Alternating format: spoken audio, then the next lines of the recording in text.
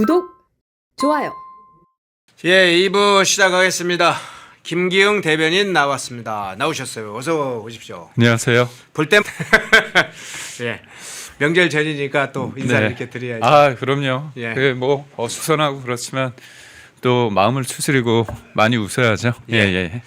자, 구마적 이원종 문제부터 한번 좀 다뤄보겠습니다. 구마적, 마적 중에 상마적, 구마적. 한국콘텐츠진흥원으로 거명됐던 이 배우 구마적 이원종의 인선이 최종적으로 부적격 판단이 돼서 탈락됐죠. 예, 한 콘텐츠진흥원의 관계자가 이런 얘기했어요. 10일 배우 이원종을 포함한 최종 후보 심사에 대해가 심사가 이루어졌다. 이날 심사에서 이원종을 포함해 후보 모두 탈락 결정됐다. 왜라는 의문이 들었고 제가 세 가지를 앞에서 이제 오프닝에서 했는데 이 상황 일단 어떻게 해석을 하시나요? 우선적으로 답을 정해서 답정너식으로 추진을 하려고 했는데 네. 요식행위죠, 사실. 요식행위입니다. 그래서 원래 대체로 어떤 단체든 공기업이든 하면 공기업 관련자 분들이 절차상 사장 추천위원회 같은 걸 꾸립니다. 그래서 면접을 하고 그 서류를 받고 3배수 정도를 뽑아서 면접을 봅니다. 근데 답을 정해놨는데 이게 문제가 생긴 것 같아요. 이 사람을 차마 진흥원장으로 임명할 수 없는 결정적 하자가 생긴 겁니다. 그러면 이게 우리가 주시할 게 뭐냐면 이 사람이 아니면 다른 사람 뽑으면 되잖아요. 그렇죠. 근데 최종에 올라간 사람들을 다 떨어뜨렸습니다. 그러니까 판을 완전히 바꿔버려서 그러네. 어차피 이원종이 안 되면 나머지 사람도 안 돼 이겁니다. 결국 이 자리 내가 다른 사람한테 줘야 되는데 그렇다면 접수부터 처음부터 다시 해. 서류 전형부터 이겁니다. 그래서 원래 이게 공정하게 된다고 보면 이원종 씨가 문제가 있어서 안 된다고 하면 두 번째, 세 번째 다른 사람을 뽑으면 되잖아요. 근데 그 사람들 챙길 만한 사람이 존재하지 않는 겁니다. 그래서 이거는 처음부터 다시 해 이겁니다. 결국 이 공기업 사실상 이제 공공기관인데 이게 한 해 예산이요 6천억 정도 된다고 합니다. 6천억. 그리고 연봉도 한 2억 원이 넘는다고 하는데 이런 중요한 한국 콘텐츠 진흥원에 이런 사람을 꽂으려다가 안 되니까 자기 사람 이른바 코드 인사 안 되니까 애초부터 처음부터 다시 하고 그럼 그 과정에 뭘 하겠습니까? 다른 자기들 사람 코드 맞는 인사한테 넣으라고 하겠죠. 그래서 공직이라는 자리가 국민을 위해서 콘텐츠 진흥원장이라는 자리가 그야말로 문체부 산하에서 콘텐츠 진흥을 위해서 돌아가는 그런 자리가 아니라 자기들 코드가 맞는 사람들을 받기 위해서 쓴 거죠. 그러니까 이건 전형적으로 권력을 사유한 상황 아니냐 이런 얘기를 하고요. 최근에 있었던 얘기를 보면 특검도 보면 너무 웃기지 않습니까? 이재명과 관련해서 김성태하고 대립각이 있는데 그쪽에 변호인을 맡았다는 이유로 공개적으로 이렇게 화를 냅니다. 부끄러운 것도 모르는 겁니다. 그러니까 민주당에서는 알아서 기면서 이거 몰랐다. 윤석열 정부 때 탄압받았던 인사라는. 이게 청와대도 그렇고 민주당도 특검이란 게 진실을 알고자 하는 게 아니라 내 편 아니냐 아니면 나 싫어하는 사람 감히? 그러고 윤석열 정부 때 탄압받은 우리 편이다. 이렇게 다 공개적으로 얘기를 했거든요. 그러니까 얼마나 오만하면 이 부적절한 인사에 대해서 이렇게 얘기하는지. 그래서 1년의 상을 보면 결국 특검도 그렇고 이런 좋은 자리들을 본인의 코드 맞는 사람들을 넣는 딱 핀셋으로 해서 넣고자 하는데 이게 뒤틀렸다. 그렇게 보면 됩니다. 예, 뼛속까지 이재명이라는 이원종. 대체 어느 정도면 뼛속까지 이재명일까요? 참 구마적다운 발언이긴 한데 네. 자, 이원종이 탈락한 것에 대해서 세 가지 설이 돌고 있습니다. 제가 이제 돌고 있는 소문이니까 이거 확인되려면 좀 시간이 필요할 것 같아요. 또 사후에 이제 취재를 하면 조금 더 가까운 확인된 내용일 텐데 첫 번째가 개인적 일탈, 신상 정보에 대한 문제가 생겨서 그게 알려지면서 일탈했다. 두 번째가 실제로 무능하다. 이 분야에 별로 아는 게 없어서 전문성이 없어서 사실은 점수가 상당히 낮게 나와서 탈락했다. 이런 설이 있고 세 번째는 친문그룹 이 문성근 명계남을 중심으로 한 친문 그룹이 사실은 이재명계를 치는 격이다. 뭐 이런 얘기가 돌고 있는데 그거 이제 설의 선일이니까요. 네, 예. 예, 그 두 번째 한번 여쭤보면 지금 콘텐츠 산업진흥원은 상당히 이 뭐 담당하는 분야가 여러 가지 우리가 알고 있는 뭐 뉴미디어의 여러 가지 네. 영상 방송 관련된 문제이라든가 또는 애니메이션이라든가 네. 전문성을 요하는 분야가 많고 산하기관도 그런데 그래서 전문성이 별로 없다. 그래서 사실은 내부에서도 지적이 좀 있고 점수도 낮게 나온 거 아니냐 이런 설이 있거든요. 어떻게 보세요? 우선적으로 그냥 편하게 얘기를 한다면 그 능력이 없을 수밖에 없지 않나. 제가 이원정 배우에 대해서 폄하하는 게 아니라 예를 들어서 유인촌 장관 같은 경우가 두 번 다른 정부에서 이명박 정부 때도 장관하시고 예. 그다음에 또 윤석열 정부 때도 장관을 했습니다. 제가 옹호하는 게 아니라 그 문체부 직원들이 평이 있습니다. 일을 굉장히 잘한다는 거고 유인촌 장관 같은 경우는 단순한 배우가 아니라 예술 극단을 이끌고 관련된 일을 많이 하신 분이에요. 그래서 인정을 받습니다. 그런데 이원정 이분은 뭐 이재명 관련해서 6세 때 많이 쫓아다니는지는 모르지만 뭐 본인이 뼛속까지 파란색인지 모르고 이재명인지 모르지만 과연 이런 공적인 자리에 어울릴 만한 사람이냐 그거에 대해서는 뭐 국민의힘 지지자냐 민주당 지지자냐를 떠나서 그냥 국민들 관점에서 보면 어울리지 않는다는 거죠. 근데 그 정도 가지고 이재명 대통령이 그다음에 민주당 정부가 그런 걸 감안해서 아니다. 그건 아닌 것 같아요.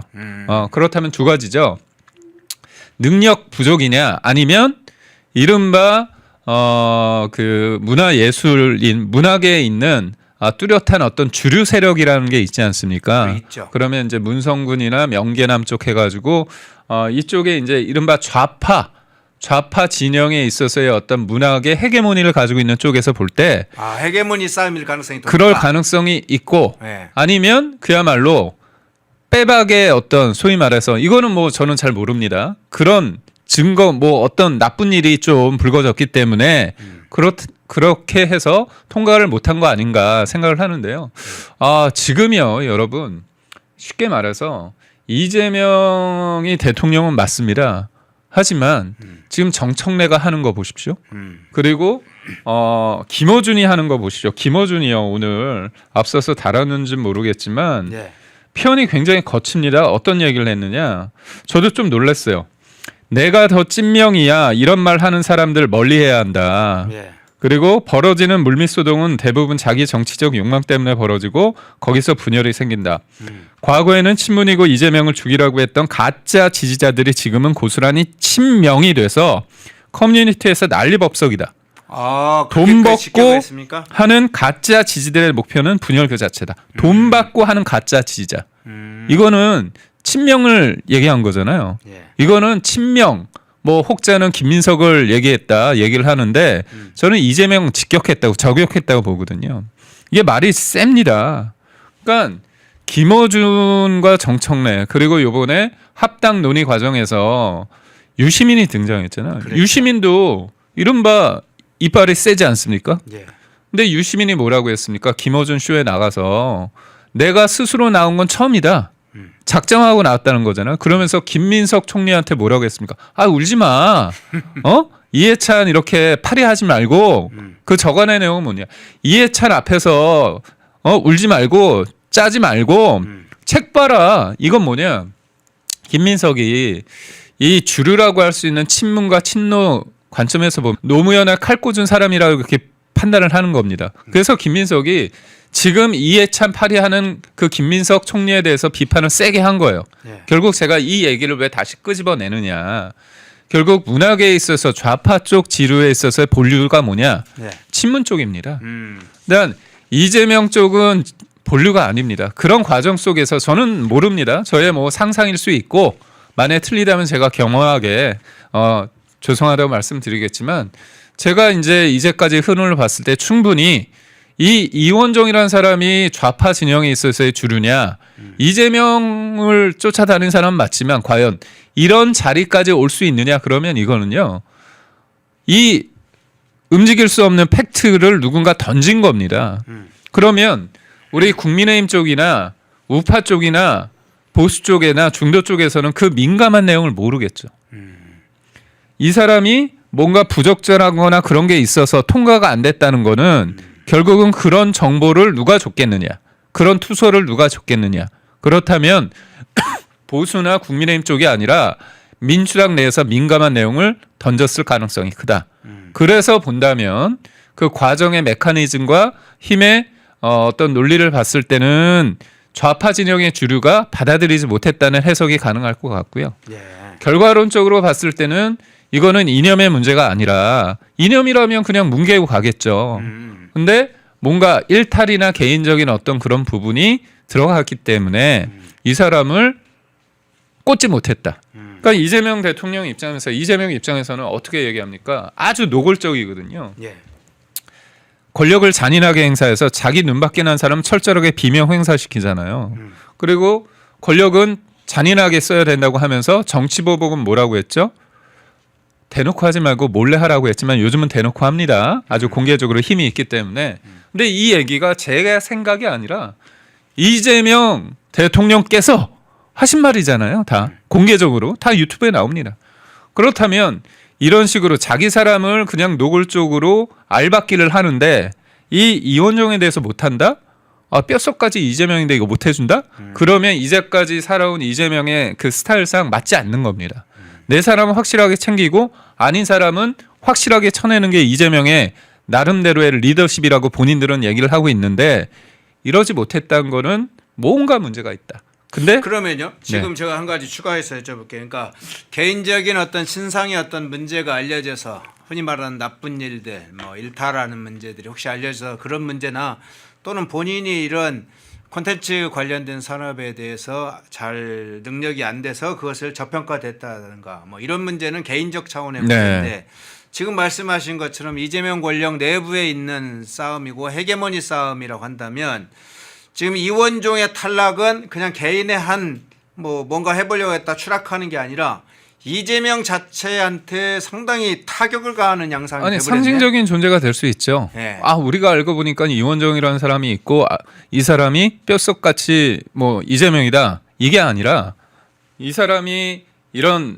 자리에 간다 그런 얘기가 논란이 됐잖아요. 네. 근데 그 과정 속에서 힘으로 이렇게 찍어서 알박기를 하려고 하는데 이게 안 됐다는 거는 뭐냐? 그러면 어쩔 수 없는 팩트가 생겼다는 거 아닙니까? 그 팩트는 중요한 건 뭐냐? 개인적인 일탈이지 아니면 개인적인 뭐 문제가 있어서 안 됐겠죠. 근데 그 정보가 어떻게 알려지고 그 최종 임명을 하는 데 있어서 그걸 못했다는 건 누군가 그 민감한 정보를 어떻게 줬을 것인가. 그리고 그 정보를 주는 데 있어서 의도가 있는 거 아니냐. 겁니다. 그래서 권력이란 건 표현되는 게 되게 중요한데 이걸 딱 봤을 때 뭔가 그러니까 우리가 봤을 때는 이거죠. 단순하게 개인적인 문제가 있어서 뭔가 해주려고 했는데 못했나? 이렇게 1차원으로 보는 게 아니라 이재명의 힘이 굉장히 세다고 생각했고 노골적으로 이재명을 지지한다고 한 사람을 한다고 했을 때 임명을 한다고 했을 때 뭔가 사단이 날 수 있다는 뭐 문제가 있으니까 그렇다면 이거를 견제하는 세력이나 반대하는 세력이 있다는 거잖아요. 그러면 이거는 굉장히 간단한 문제가 아니다. 단순히 개인의 뭐 임명 여부를 떠나서 이건 권력 간의 어떤 충돌로 봐야 되고요. 지금 이게 1인 1표제 관련해서 되게 민감했고 네. 합당 논의 과정에서 민감하고 제가 앞서 말씀드린 것처럼 여러분 김어준이 이렇게 대놓고 얘기한 거잖아요. 돈 받고 하는 가짜 지지자 얘기를 했고 친명이 돼서 커뮤니티에서 난리법석이다. 그러니까 돈 받고 하는 가짜 지지자가 누구냐 친명이라는 거잖아요. 이 정도 워딩은요 노골적으로 들이받는 겁니다. 그러니까 이 정치라는 영역 내에서도 이른바 친명과 친문이 싸우고 있지만 문화계 내에서 당연히 있을 수밖에 없다. 왜냐 이거는 자리잖아요. 자리. 그렇죠. 이념적으로 다르다의 문제가 아니라 내가 소위 말해서 그 자리를 통해서 이게 단순한 자리가 아니라 그 주변에 얼마나 또 영향력을 행사 유천억을 어떻게 뿌리냐에 따라서 맞습니다. 세력 변경이 생길 맞습니다. 수 있죠. 예. 그렇기 때문에 좌파 진영에 있어서의 어떤 문학에 있어서의 좌파 카르텔 이 부분이 간단한 문제가 아니다.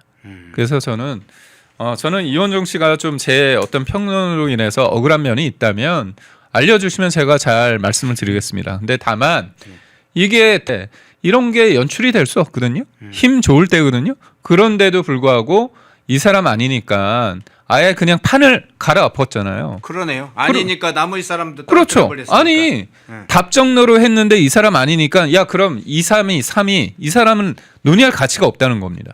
이건 뭐냐 이미 이원정을 정답으로 해놓고서 추진하다가 이게 어그러진 겁니다. 그래서 그럼 이원정은 다른데 하거나 그럼 다른 사람 우리 쪽 코드 인사를 이제 진흥원장으로 꼽기 위해서 처음부터 다시 해 이겁니다. 아 그렇군요. 자 이원정 문제 다뤄봤습니다.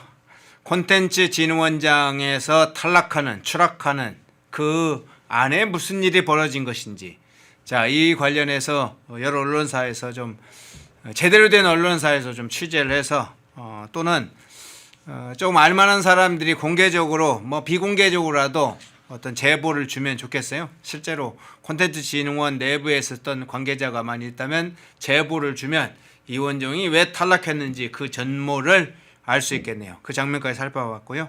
속보가 하나 나왔는데요.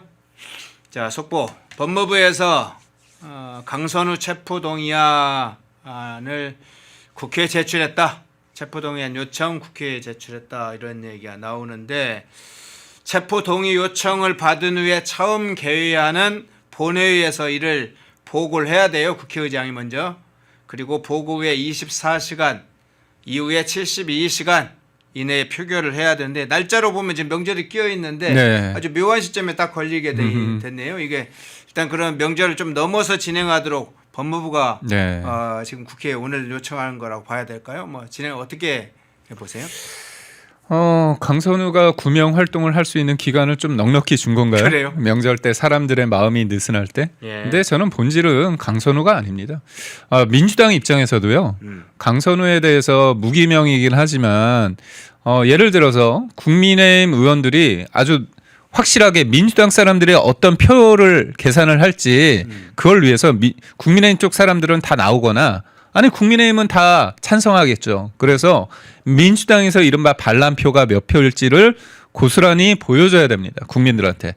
근데 민주당도 자기 코가 석자기 때문에 지방선거를 앞두고 있어서 찬성 던질 겁니다.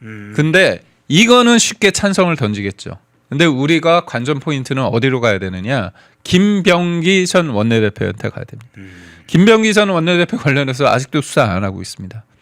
빨리 구속영장 발부받아가지고 당연히 지금 의원이니까 이렇게 체포 동의 요청도 해서 표결을 해야 되잖아요. 그때 김병기 전 원내대표 관련해서 반대표가 얼마나 나올지 찬성이 얼마나 나올지가 굉장히 중요하다. 왜냐하면 김병기 전 원내대표는 이게 휴대전화가 2대잖아요. 네. 하나는 전화용, 하나는 녹취용. 그래서 얼마나 얽혀 있을지. 이거 김병기 전 원내대표 구속까지 가게 됐을 때 뒷감당이 안 될 수 있습니다. 황금폰이라고 불리지 않습니까? 네네. 그래서 저는 강선우 가지고 경찰이나 아니면 민주당이 소위 말해서 설레발 칠 수 있습니다. 이게 전체이냐. 근데 이거는 부분입니다. 그래서 김병기 전 원내대표 관련해서 얘기 나왔던 게 뭡니까? 제일 중요한 게 공천 장사를 했다는 거잖아요. 와이프가 아예 대놓고서. 근데 그 얘기를 탄원서 형식으로 김현지 보좌관한테 줬습니다. 네. 근데 그게 누구한테 갔습니까? 손에. 그게 김병기 전 원내대표한테 갔잖아요. 그래서 이거는 결국은 윗선 이거를 뭉개고 사실상 그런 게 뭐냐. 그리고 그때 2024년도 2023년부터 2024년과의 그 겨울해 넘어가면서 검증위원장이라는 이름으로 김병기 전 원내대표가 친명을 치는 칼로서 작용을 했잖아요. 그래서 저는 지금은 그 김병기 전 원내대표 체포 동의안 표결이 굉장히 관전 포인트다. 그리고 거기에서 통과가 됐을 때 구속이 됐을 때 굉장히 중요한 얘기들이 나올 수 있다고 봅니다. 예. 자, 장도혁 대표가 오늘 오찬 예정돼 있는 거 지금 숙고하고 있습니다. 아마 최고위원들이 최고위원회에서 불참 요청을 하신 걸로 지금 지금 알려지고 있어요. 아마 김민수 최고위원이 제안을 했던 걸로 보이는데 아직 일부에서 좀 나오나요? 내용이 조금 장세하게 나오면 좋겠는데 신동욱 최고위원은 이렇게 얘기했네. 우리 당 대표가 단식하면서 여야 영수회담을 제안한 적이 있다.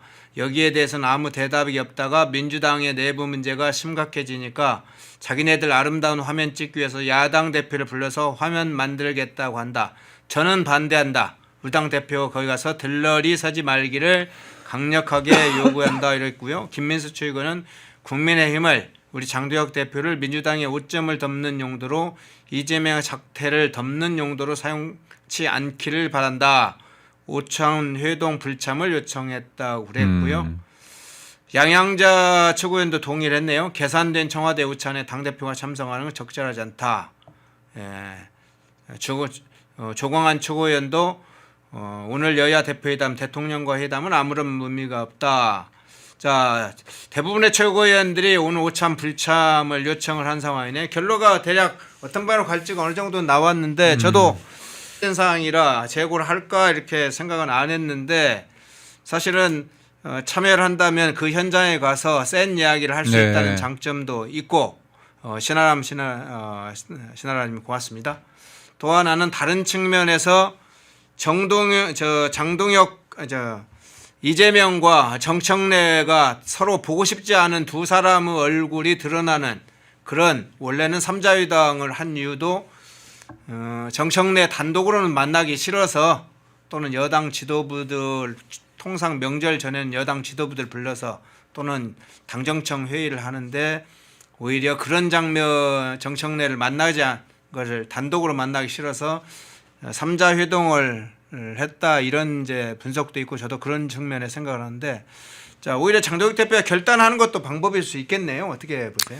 이거는 둘 다 국민의힘과 장도혁 대표를 위하는 마음에서 예. 가야 된다는 부분도 있고요. 또 가지 말아야 되는 부분도 전 충분히 납득이 됩니다. 저는 가야 된다는 주의 쪽에 쪽 있었죠. 네. 뭐냐면 어차피 정치는 의도가 있습니다. 저쪽에서 판을 만들고자 하는데 거기 가서 장도혁 대표가 어떻게 하느냐에 따라서 그 판을 바꿀 수도 있다고 봐요. 네. 저쪽은 쇼를 하는 겁니다. 저는 이재명이 진짜 너무 나쁜 짓을 많이 하는데 제가 진짜 기분 나쁘게끔 잘하는 게 뭐냐 쇼를 하는 겁니다. 예를 들어서 국민의힘을 적대시하면서 아예 위원정당으로 해서 해산시키려고 하는 거 그 역할은 정청래한테 맡기고 만났을 때 뭐 협치 통합 얘기하잖아요. 네. 그러면서 밥만 먹고 차만 마시고 사진 찍고 헤어집니다. 통합이라는 이미지, 협치라는 이미지는 본인이 싹 가져가고 나쁜 짓은 역할 분담을 통해서 정청래를 공격하게끔 합니다. 그래서 몇 번 속습니다. 저도 안타깝습니다. 그런데 우선 만약에 우리가 안 갔을 때 일부 언론에서 이걸 가지고 왜 안 가느냐, 아니 가서 할 얘기 아니냐 이거 했을 때 약간 그럴 수는 있습니다. 그래서 저는 어떤 선택을 하든 만약에 가게 되면 저는 그쪽은 헤헤 웃으면서 그럴 수 있을지만 할 얘기를 확실하게 정리해서 하고 그다음에 저는 다른 것 떠나서 그 얘기 하고 싶어요. 아니 대통령이 돼가지고 재판 중지를 넘어서 재판을 아예 삭제하려고 단체로 이른바 본인의 개인 변호사 이건태를 포함해가지고 한 80여 명이 들고 일어났었는데 네. 어떠시냐 행복하시냐 세게 얘기하십시오. 좋지 않을까요? 아니 재판을 중지를 넘어서 아예 삭제를 하고 본인 무죄 때리기 위해서 대법관 수를 14명에서 26명으로 늘리고 자기 임기 때 22명을 임명을 합니다. 대법원에서 무죄가 나오는 게 그게 벌벌 떨려서 대법원을 넘어서 3심제를 넘어서 4심제를 한다는 거 아닙니까? 거기에서 내가 헌재를 장악했기 때문에 헌재에서 무죄를 받으려고 합니다. 그리고 아예 배임죄 같은 거 없애가지고 본인이 처벌받는 부분에 있어서 그 자체를 없애려고 합니다. 그래서 저는 대놓고서 한번 얘기하십시오. 좀 세게. 그랬을 때 이재명이 뭐라고 하는지. 저는 지금은요. 생각해 보십시오. 다 떠나서 대한민국이 어떤 나라입니까?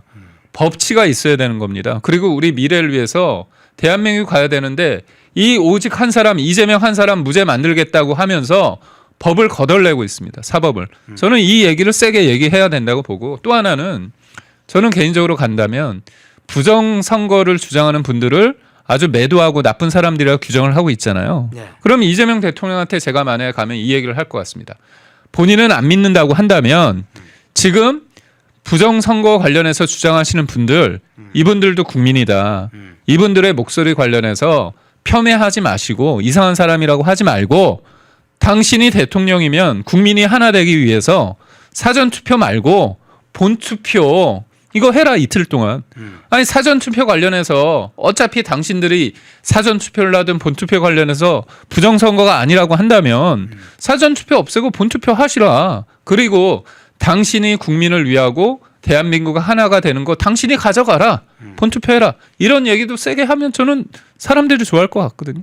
그래서 저는 이게 가지 말라 가라 이렇게 이분법적으로 하는 것보다는 갔을 때 당당하게 얘기를 하고 이재명이 어떤 표정을 짓는지 그거 국민들이 다 보는 거거든요.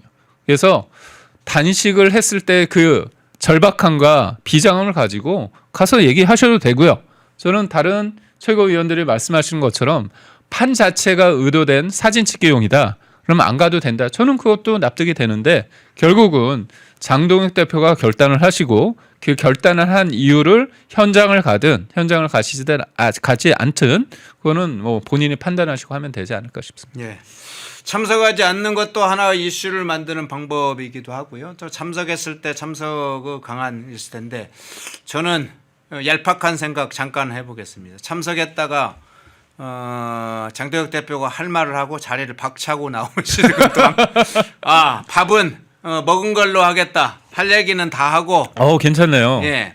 자, 그 오찬에는 참석을 하되 서로 약정을 했다는 측면도 있으니까 오찬에는 참석을 해서 장동혁 대표가 할 얘기를 아주 조목조목 다 이야기를 하고 세게 이야기하고 마지막에 이재명한테 경고도 하고 그러면서 자리를 박차고 나오면서 주신 밥은 잘 먹은 걸로 그렇게 하겠다. 명절 때도 우리 국민들한테 그렇게 그런 것을 하겠다 해서 자리를 박차고 나와서 이재명과 대립점이 서는 것과 함께 그때의 화면, 장면, 이재명의 반응, 정청래의 반응이 화면에 잡힐 거고 그럼 무슨 얘기를 하다가 나갔나 하는 얘기가 잡힐 것 같아요. 저는 신의 한숨 같습니다. 그래요? 아니 뭐냐면 이거죠. 할 말 하러 갔고 아니 만났잖아. 아니 우리가 한가하게 밥 먹으러 만난 건 아니지 않습니까? 할 얘기하고 밥 먹는 거는 쇼하는 거는 당신들이 알아서 하고 그리고 내가 볼 때는 정청래하고 이재명 두 분 감정의 골이 깊은 것 같은데 여기에서 푸시고 아이고 좋네요. 네, 두 분이 이야기를 많이 하시라고 좀 자리를 비켜드리겠다. 신명 명청대전도 있다는데 두 분 이번에 합당 얘기하다고 틀어진 것 같은데 그럼 두 분이 식사하시면서 이야기 많이 하시라고. 우리 최고위에서 이거 논의할 때 이 펜앤마이크를 보시면 답이 나올 텐데. 예. 알겠습니다. 보든 안 보든 또 그분들도 이제 생각을 할 테니까 제 개인적 의견이고. 댓글에 재밌네요. 테이블 위에 5,000원 올려놓고 오라고. 5,000원. 밥값은 내고 온다는 거죠. 디지털러님 아주 아이디어 좋습니다. 센스 있으시네요. 예, 10,000원짜리 하나 내놓고 와도 됩니다. 그 정도는. 예, 센스 있으시네요, 진짜로. 자, 다른 장면으로 한번 넘어가겠습니다. 좀 이따 소식이 나오면 추가적으로 하는 걸로 하죠. 자, 이학재 사장, 인천국제공항공사 사장인 이학재 사장. 자, 정치보복의 후속편이 나왔습니다. 이재명이 이학재 사장을 공격하는 것을 넘어서 정치보복의 2탄, 3탄이 나오고 있는데 그 후속편을 한번 살펴볼까요? 예. 국토교통부가 인천공항공사의 주차 대행 서비스 개편에 대해서 이렇게 밝혔어요. 졸속으로 추진됐고 절차를 위반했다. 감사 결과를 어제 발표를 했습니다. 그러니까 지금 인천공항공사 잡들이를 지금 국토부가 하는 건데 이 정치감사라는 해석이 그 전에 많이 있었는데 이 장면 어떻게 보세요? 이재명이란 사람은 뒤끝이 강렬하죠. 네. 저는 카메라 앞에서 이학재 사장한테 몰아붙이는 거 보셨잖아요. 네. 갑질 중에 이런 상갑질 공개적으로. 근데 저는 이겁니다. 이재명이라는 사람이 카메라 앞에서 자기가 툭툭 던지면서 한다. 저는 이게 오만의 극치라고 보거든요. 권한은 대통령 권한은 국민이 위임해 준 겁니다. 근데 자기가 잘나가지고 우쭐해가지고 툭툭 던지는데 저는 인천공항 사장이든 누구든 대통령이 누구한테 뭔가 물었을 때 답변을 하면서 그 과정 속에서 좋은 방향을 설정하고 그거를 만들어가는 과정입니다. 근데 이거를 내가 권력이 있으니까 찍어내린다? 그리고 실토했습니다. 뭐냐? 언제 임명됐냐? 임기가 언제냐? 아, 윤석열 대통령이 임명했는데 눈에 가신 겁니다. 아니, 왜 이 좋은 자리 자기 사람 꽂아야 되거든요. 근데 이학재 사장이 삼선 의원입니다. 이재명은 초선이잖아요.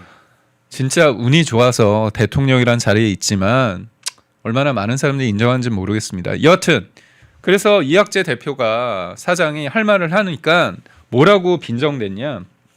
말씀이 참 기십니다. 그리고 또 말씀이 참 지금 기십니다. 어디서 노시냐? 아는 게 없다. 업무 파악도 못한다. 옆으로 세지 말고 뭐 이런 얘기를 합니다. 네. 아니 저는 한 사람의 인격체고 그리고 인천공항공사 사장으로서 임기도 벌써 이제 3년 다 돼가는 사람이 이재명이 사장보다 알면 얼마나 합니까? 전문가에 대한 존중도 없고 피하 구분을 했을 때 내가 임명한 사람이 아니라 윤석열 대통령이 임명한 사람이란 그 자체 하는만으로 이렇게 어떻게 보면 보복을 하는 거죠. 권력을 잔인하게 행사하는 겁니다. 그러고 나서 턱도 없는 거 가지고 얘기를 했습니다. 뭐냐? 자기가 요즘 보면 이재명의 그 머릿속에는 의식적이든 무의식적이든 뭐가 있습니까? 그 대북송금이 있는 겁니다. 네. 그래서 이번에도 김성태 관련해서 특검 김성태 변호인이 했다고 막 본인이 경로했다는 거 아닙니까? 그 부분 또 이번도 질문했던 게 그거예요. 인천공사 사장한테 아니 책에 $100짜리 막 이렇게 꽂아서 몰래 가져가는 거 가능하냐? 그걸 왜 알죠? 대통령이 그런 거 왜 합니까? 이게 대북 송금 때 그 쌍방울 임직원들이 돈을 외환을 국외로 반출할 때 쓰는 방법입니다. 그걸 물은 거예요. 예. 그러니까 결국 본인의 머릿속에는 거기가 펜딩돼 있는데 그거 가지고 명쾌하게 이거 불가능하다 이 얘기를 듣고 싶었던 거예요. 왜냐? 불가능하다가 얘기가 나와야지 대북 송금 관련해서 그게 좀 말이 안 된다는 그런 자기의 어떤 개인적인 자기 재판과 관련해서 유리한 국면을 여기에서 끄집어내려고 했던 겁니다. 근데 이게 협조를 안 해주니까 앞에서 완전히 사람을 바보로 만들면서 끝내 감사원을 통해서 결국 이런 정치적 감사를 하는 거잖아요. 심지어 또 이것뿐만이 아니라 원래 작년에 정기 인사를 해야 됩니다. 예. 정기 인사를 해야 되는데 이게 인천공항공사라는 게 얼마나 큽니까? 인천공항이 전 세계적으로 탑이잖아요.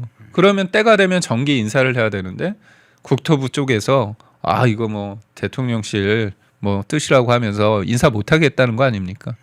그리고 또 경찰 수사를 받게 했습니다. 다른 내용으로. 그래서 결국은 이 이학재 사장을 공격을 함으로써 도리어 역설적으로 때리면 때릴수록 강해지는 강철처럼 이학재 사장의 어떤 존재감은 더 커졌다고 볼 수밖에 없습니다. 자, 그러면 아니. 예, 이학재 사장 문제와 관련해서 이 상황에 관한 진단을 해주셨는데 다른 차원으로 한번 좀 여쭤볼게요. 지금 이재명 이 대통령과 이재명과 이제 정부 관계자가 나서서 이학재 사장에 대한 좀 전면적인 공격을 지금 계속하고 있는데 정치 보복을 상당히 강도 높게 하고 있어요.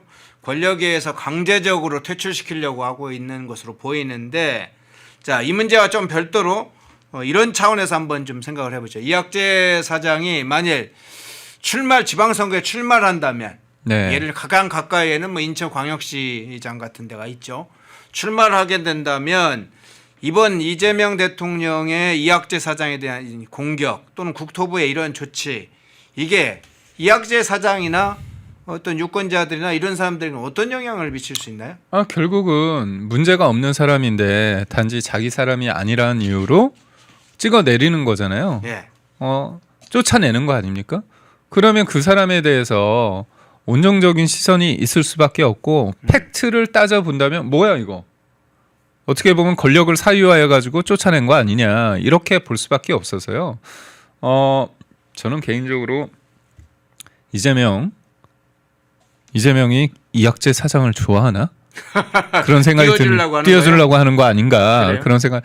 인천시장 관련해서 언급되는 분이 이제 지금 현 시장 유정복 시장, 그다음에 또 이학재 사장 그리고 윤상현 의원 분들이 계시는데 사실 이렇게 하면서 많은 사람들이 이학재 이름 석자를 좀 알게 되지 않았습니까? 네. 그리고 일방적으로 뭐 거칠게 몰아붙이는데 아니 차근차근 이학재 사장이 그 이후에 SNS나 아니면은 기자회견을 통해서 팩트를 얘기합니다. 근데 그걸 또 못 참고 이거 관련해 가지고 또 콕 집지는 않지만 사실상 콕 집어 가지고 이거 문제 있는 거 아니냐 이런 식으로 얘기를 하는 거죠. 그래서 결국은 대통령이라는 자리에 있는 사람이 문제를 건다? 그러면 그 사람은 대통령과 대등한 위치까지 올라가는 겁니다. 정치적으로. 그래서 저는 이학재 사장이 정치적으로 이번에 인천시장을 나오느냐 안 나오느냐는 모르겠습니다. 다만 이분의 임기가 사실상 올해 6월까지인가 그래요. 그래서 3월 5일까지 공공기관장이 선거에 나오기 위해서는 이제 본인의 거취를 표명해야 됩니다. 그래서 일부에서는 이분이 이학재 사장이 이번 설 명절 이후에 예. 입장을 좀 내는 거 아니냐. 그리고 사석에서 그런 얘기를 했다고 합니다. 내가 이렇게 힘이 되어줘야 되는데 부담이 돼서 미안하다. 그러니까 되게 좀 잔인하죠. 한 사람 갈리려고 해서 조직 전체를 뒤흔든다.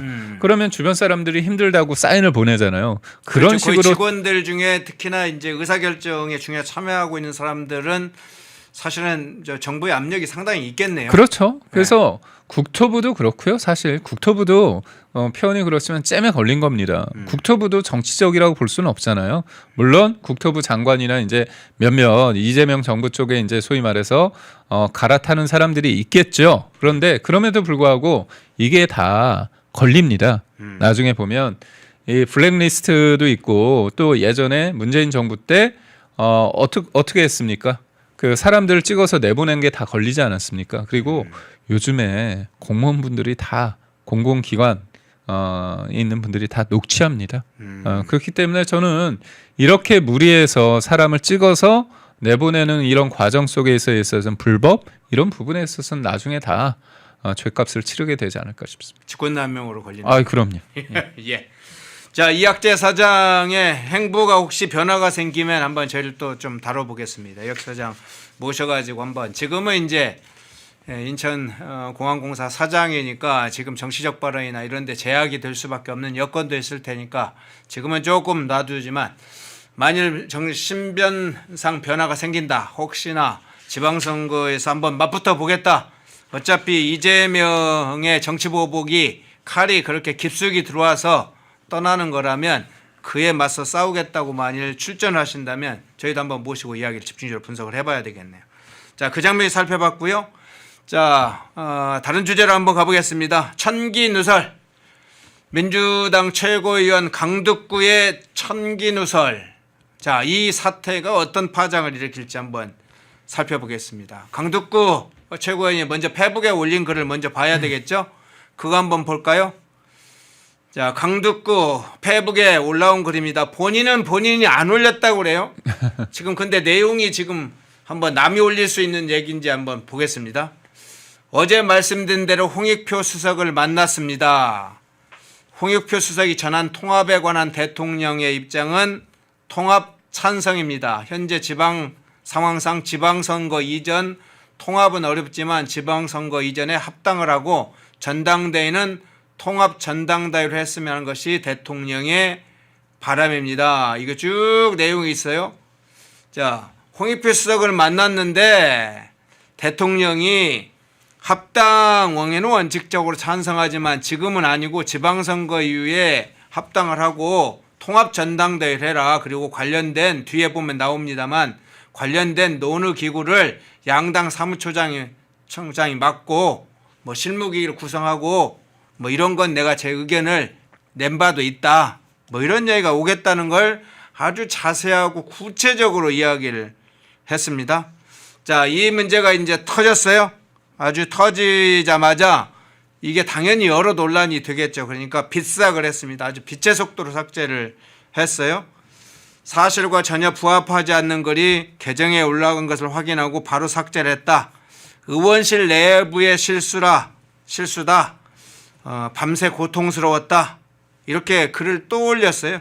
어떤 상황이라고 봅니까?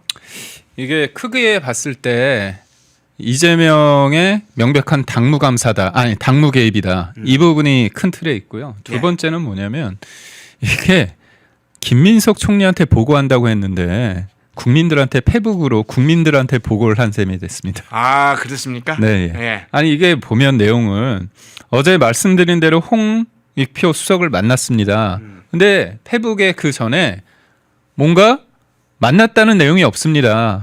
근데 갑자기 뜬금없이 첫 문장이 어제 만났다는 거잖아요. 그리고 또 내용이 보면 총리께서 말씀하신 부분과 편차가 있는 것 같습니다. 그 내용이 있습니다. 이게 뭡니까? 김민석한테 보고하는 겁니다. 이게 텔레로 보고를 해야 되는데 잘못해가지고 페이스북에 올린 겁니다. 페이스북에서 갑자기 삭제했잖아요. 왜 삭제를 했습니까? 텔레, 그러니까 본인이 쓴 다음에 텔레로 그 복사해가지고 텔레로 옮겨야 되는데 페북에 올리고 잘못 누른 거죠. 그래서 이게 굉장히 중요하다. 결국 김민석한테 일일이 보고를 했었다. 지금 국무총리입니다.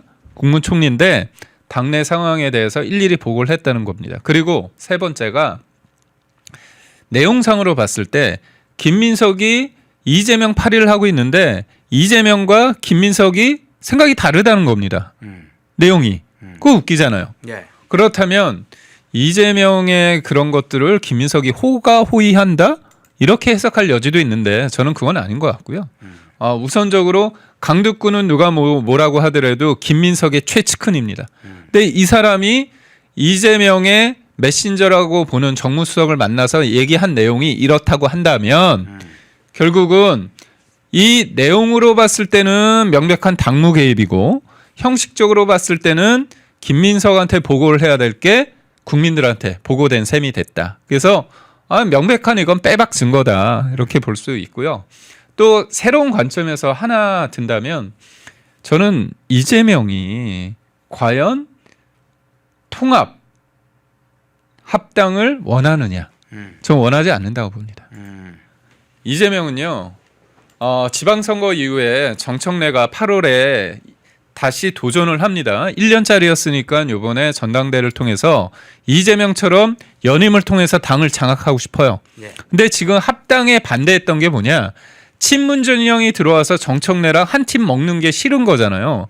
그런데 지방선거 이후에 그 판을 깔아준다?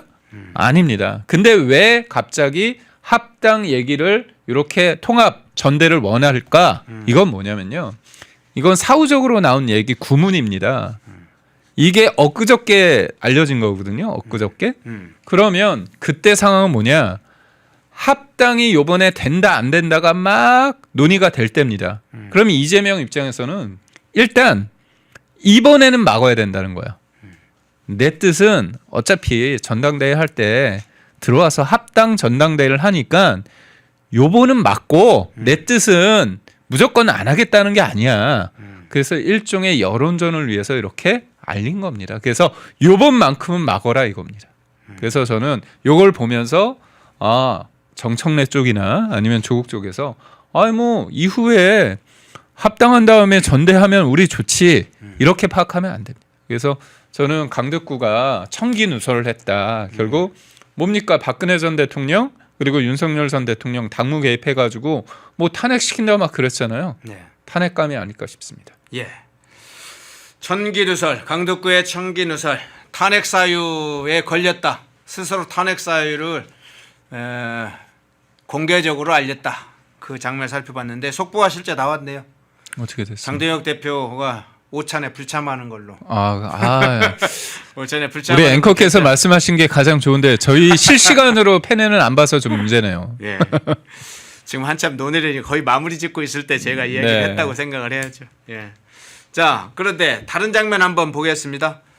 자, 강덕구 이 의원 최고위원이 페북에 글을 올려 빛의 속도로 삭제했다고 이야기를 좀 드렸는데 이 글이 그대로 뭐 삭제한다고 그게 영구히 사라집니까? 아니죠.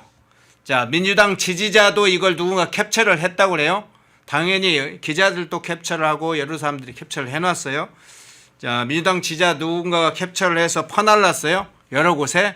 김어준 씨가 이걸 봤나 봅니다. 김어준 씨가 이거에 대해서 즉각적으로 사실상 논평을 한 셈이 됐어요. 11일 방송에서 이렇게 이야기합니다. 이 강덕구를 정면으로 때리네요. 자기 욕망을 이재명 대통령의 뜻으로 포장하면 안 된다 이렇게 해서 민주당 최고위원을 김어준이 바로 때려요. 김어준이가 이제 막 전면에 나서네요. 이 때리는 장면들 중에. 그래서 최고위원까지 때리네요. 네. 어떻게 장면을 해석하세요? 강덕구는 김민석 사람, 김민석은 이재명 사람, 김어준은 이재명을 때린 겁니다. 강덕구를 때린 게 아니라고 볼 수 있고요.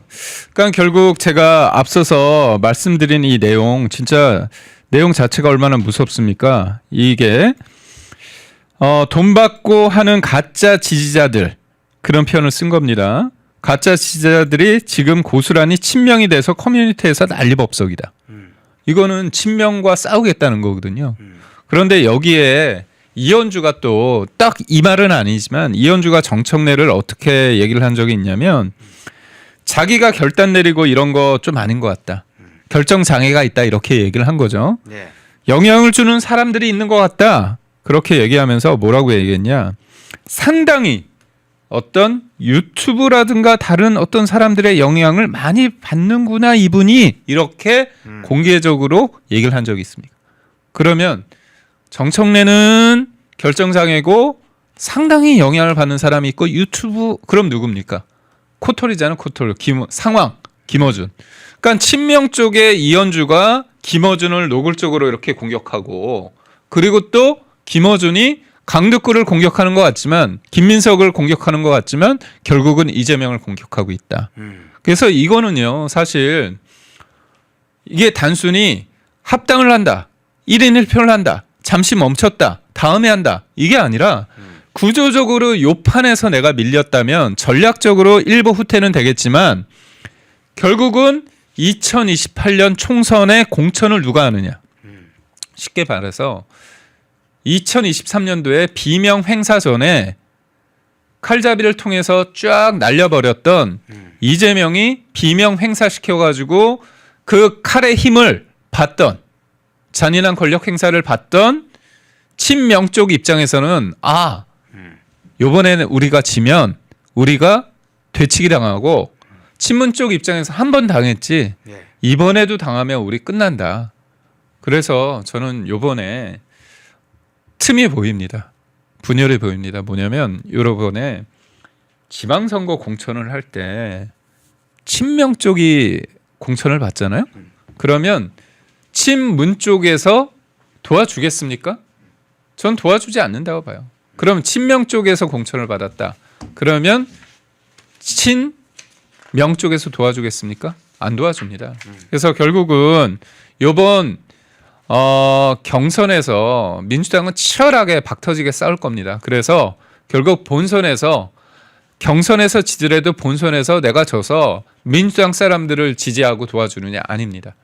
친명 쪽이 되면 친명이 본선에서 국민의힘한테 깨지길 원합니다. 그래야지 이 친명이 죽고 내가 총선에서 공천받을 공간이 생긴다. 그런 관점에서 저는 지금 상황이 민주당에서는 죽고 사는 문제. 그래서 단순하게 될 일이 아니다. 그래서 저는 깊이 있는 내용을 통해 가지고 이재명과 정청래가 밥 먹으면서 싸우지 말게끔 속 깊은 대화를 나누게끔 우리 장도혁 대표가 배려해 준 거 아닌가 그런 생각을 합니다. 예, 다른 장면 하나 좀 볼까요? 자, 이성윤 문제도 한번 잠깐 보겠습니다. 청와대발 새로운 소식이 전해졌어요. 자, 무슨 소식일까요?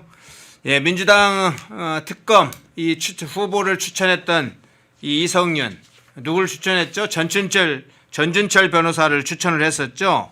그런데 이 과정에서 민정 라인에 있는 민정비서관하고 통화를 2차례 했다 이렇게 알려졌습니다. 부정적 의견을 냈다고 하는 언론도 있고 이성윤은 아니다. 나는 부정적 의견 통화는 한 건 맞는데 부정적 의견은 들은 바가 없다. 뭐 이런 이야기가 지금 오고 있는데 청와대 관계자가 이걸 지금 외부에 어떤 내용을 알린 것 같아요. 네, 그러니까 그렇죠. 비밀리에 비밀 유지가 될 수 있는 두 사람 간의 통화가 알려졌다는 건 상당한 의도를 갖고 지금 이걸 알린 건데 민정비서관과 이성윤의 통화 이것도 상당히 당무 개입 문제가 발생하기도 하는데 이 내용 이 사안도 큰 문제예요. 이성윤을 공격하는 상황인데 어떻게 상황을 볼까요? 이게 보면 예. 누가 보더라도 민주당이 자체적으로 추천을 해서 넘기면 청와대에서 그거를 알아서 검증을 하는 겁니다. 근데 검증하기 전에 추천할 때부터 누굴 추천하면 좋다 안 좋다 그거를 얘기를 한다. 그렇다면 그거는 시스템으로 가는 게 아닙니다. 그래서 청와대 입장에서 이거를 언론에 흘렸다는 건 뭐냐면 청와대가 특검을 누굴 한다 하지 말라 이렇게 관여했다는 당무 개입이라는 비판을 무릅쓰고서라도 일단 정청래 쪽에 이성윤이 이재명을 타격하기 위해서 아예 대놓고 이재명을 기분 나쁘게 하기 위해서 이재명이 싫어하는 사람이 인사를 콕 집어서 특검 추천을 했다는 것을 확인 사살하는 겁니다. 결국 지금 조국 혁신당과의 어떤 합당 문제가 일단락 됐음에도 불구하고 지금 볼 때는 이성윤을 공격함으로써 정청래를 노골적으로 대통령실에서 청와대에서 공격하겠다는 강력한 의지를 보이는 거죠. 이 과정 속에서 본인들이 당무 개입을 했다는 비판 이거는 문제가 안 되고 확실하게 정청래 쪽에서 이성윤 쪽에서 이재명 대통령을 공격하기 위해서 능멸하기 위해서 들이받기 위해서 이 사람을 썼다는 것을 강력히 공공연하게 알린 겁니다. 자 그러면 이 친명계가 이성윤 측근의 사퇴를 강하게 계속 요구하고 있는 상황인데 자 이성윤이 만일 사퇴를 한다면 정청래 어떤 대표의 당 주도권 그립 이 문제에 어떤 변화가 좀 생길 거라고 보세요? 변화가 좀 감지됩니다. 예. 뭐냐면 저는 사실 요번에 정청래한테 좀 실망했습니다. 그래요? 저는 당원 투표하면 이기거든요. 근데 그거를 그 고비를 못 넘는다. 그 김어준이 대놓고서 얘기했잖아요. 그리고 유시민도 얘기를 뭐라고 얘기했냐면 뭐 속도 조절 얘기하는 거는 하기 싫다는 얘기다. 네. 그러면서 김민석 쪽을 강하게 비판을 했습니다. 그리고 김어준도 계속 도와줬습니다. 그럼에도 불구하고 본인이 섰는데 거기에서 예전에 이제 소위 말해서 이재명이 알박기한 김병기가 있을 때는 정청래가 좀 눈치를 봤는데 아예 알박기에서 벗어났잖아요. 그래서 그때 나온 사람이 한병도입니다.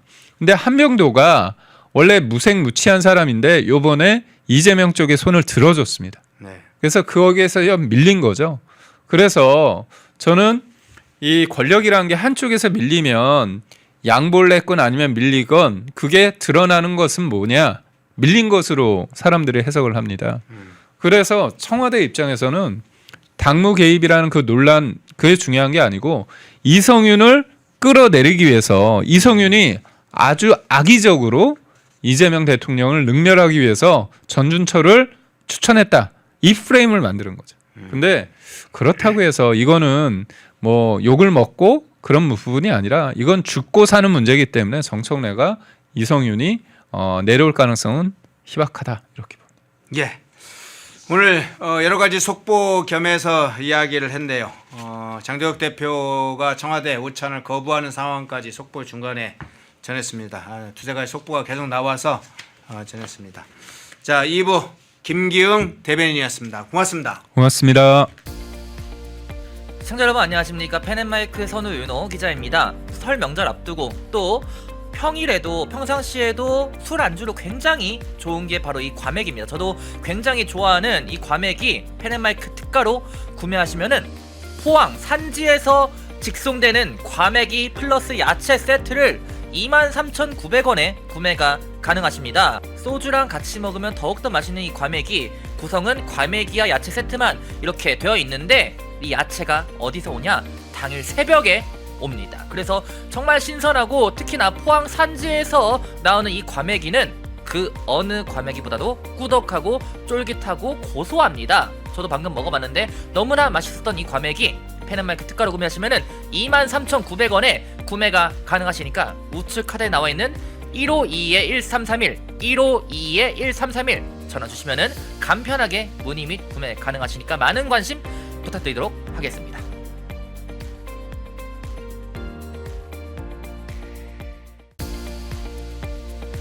시청자 여러분 안녕하십니까. 펜앤마이크 선우 윤호 기자입니다.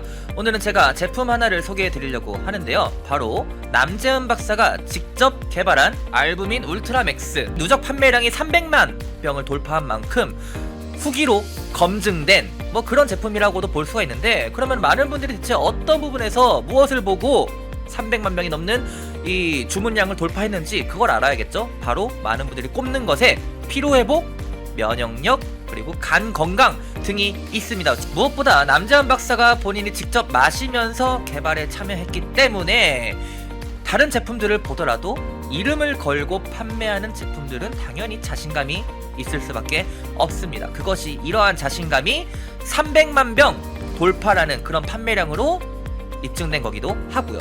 이 피로회복, 면역력, 집중력 저하, 간 건강 등 이 하루 한 병 바꿔보시면은 아마 일상이 달라졌다는 후기들이 많은 것처럼 여러분들도 그 후기가 자신의 후기가 될 수 있을 거라 생각을 합니다.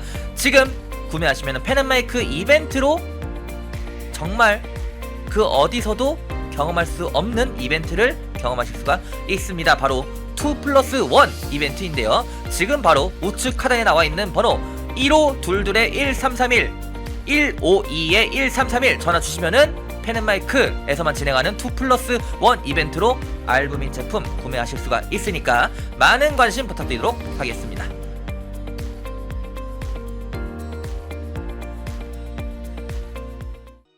펜앤마이크에서 추천하는 영상도 보고 가세요. 다른 영상도 즐기시려면 구독 버튼을 꼭 눌러주세요.